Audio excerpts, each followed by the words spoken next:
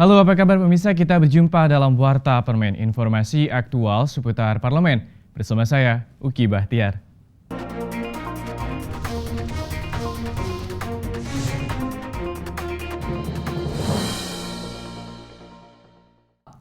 Pemirsa, informasi pertama terkait gugatan Gubernur DKI Jakarta Basuki Cahayapurnama ke Mahkamah Konstitusi tentang kewajiban cuti kampanye terhadap pertahanan yang ingin mencalonkan kembali menjadi kepala daerah.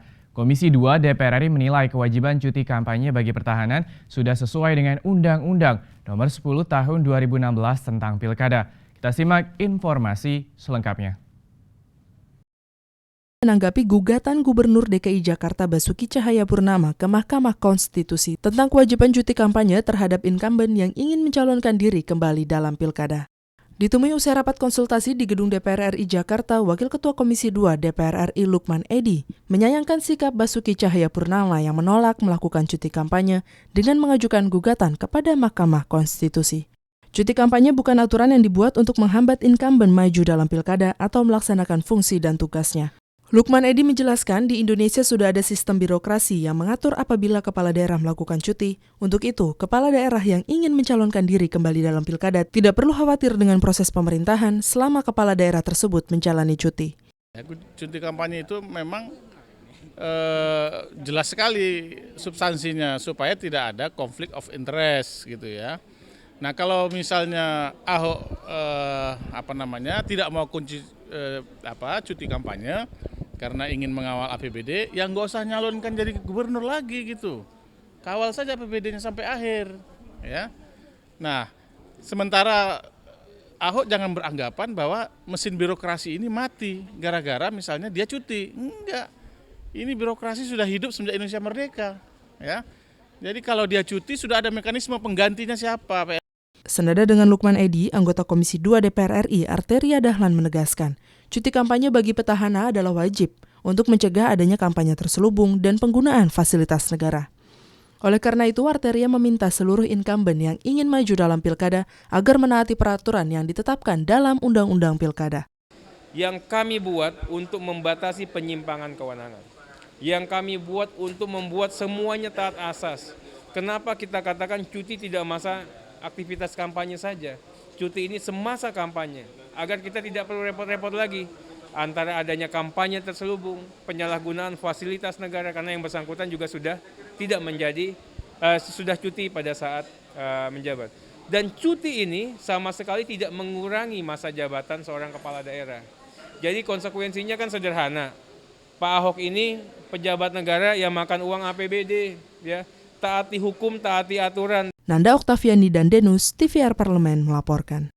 Bisa informasi selanjutnya datang dari Komisi 11 DPR RI yang menyayangkan tingginya pertumbuhan ekonomi di Provinsi Nusa Tenggara Barat tidak dirasakan oleh masyarakat golongan menengah ke bawah.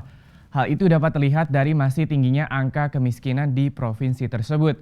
Kita simak informasi selengkapnya. Saat mengunjungi kantor Gubernur Provinsi Nusa Tenggara Barat baru-baru ini, anggota Komisi 11 DPR RI Indah Kurnia menyayangkan atas meningkatnya angka kemiskinan di Provinsi Nusa Tenggara Barat. Walaupun diketahui pertumbuhan ekonomi di NTB ini mengalami peningkatan, namun dugaan pertumbuhan ekonomi hanya dirasakan oleh kalangan menengah ke atas pun sulit untuk dihindari, juga melihat angka kemiskinan yang kian menanjak. Untuk itu, Indah mendorong pemerintah daerah untuk melakukan peningkatan taraf hidup masyarakat setempat dengan menggali potensi ekonomi lokal yang mampu menyerap lebih banyak tenaga kerja. Dari growth-nya, dari pertumbuhannya, dia tertinggi di antara seluruh provinsi yang ada. Nah, berarti dia menunjukkan growth atau pertumbuhan yang sangat luar biasa untuk IPM. Tetapi ironisnya saya melihat bahwa tingkat kemiskinan khususnya untuk kategori masyarakat yang sangat miskin itu juga signifikan. Jadi saya pikir itu perlu dicermati apa yang salah di sini. Dari 5,25% menjadi 7,06%. Saya pikir 2% itu hampir 50% meningkat. Senada dengan Indah Kurnia, anggota Komisi 11 DPR RI Wilgo Zainar berharap pemerintah Provinsi NTB dapat membuka lapangan-lapangan pekerjaan baru dengan memaksimalkan sejumlah sektor unggulan mereka, di antara sektor pertanian, kehutanan, perikanan, maupun kelautan. Pertumbuhannya belum pertumbuhan yang berkualitas, artinya angka kemiskinan dan penganggurannya pun relatif masih tinggi. Walaupun pada tingkat IPM-nya sendiri sudah top mover, artinya sudah meningkat yang sangat signifikan. Nah, beberapa hal yang menjadi indikatornya adalah mungkin karena pertumbuhan ini ditopang oleh sektor yang tidak terlalu banyak menyerap tenaga kerja. Dari Provinsi Nusa Tenggara Barat, Herman Wibowo, TVR Parlemen melaporkan. Pemirsa, kita masuk ke informasi terakhir. Generasi muda bangsa Indonesia perlu diberi pemahaman terhadap berbagai permasalahan dalam kehidupan berbangsa dan juga bernegara, khususnya terkait peran lembaga DPR RI agar mereka mendapat informasi yang benar mengenai tugas dan juga fungsi lembaga legislatif ini. Kita simak informasi selengkapnya. Ratusan siswa-siswi perwakilan SMA se-Indonesia menghadiri dialog interaktif yang berlangsung di ruang rapat paripurna Gedung Nusantara II DPR RI Senayan, Jakarta baru-baru ini. Kunjungan ke Gedung DPR RI ini dalam rangka memperdalam pengetahuan terkait tugas dan fungsi lembaga legislatif negara. Ditemui usai dialog interaktif, anggota Komisi 10 DPR RI, Mujib Rohmat, mengatakan, di tengah maraknya perilaku kenakalan remaja yang meresahkan masyarakat akhir-akhir ini, ia menyampaikan rasa bangganya atas kepedulian generasi muda Indonesia terhadap permasalahan negara dan bangsa, khususnya terhadap lembaga DPR. Menurutnya, para siswa harus diberikan pemahaman mendalam mengenai konsep berbangsa dan bernegara serta semangat cinta tanah air, mengingat di tangan merekalah nasib bangsa ini ke depan. Mereka yang datang ini adalah delegasi loh. Anak-anak yang terpilih di daerahnya masing-masing ini berarti anak-anak yang cerdas-cerdas.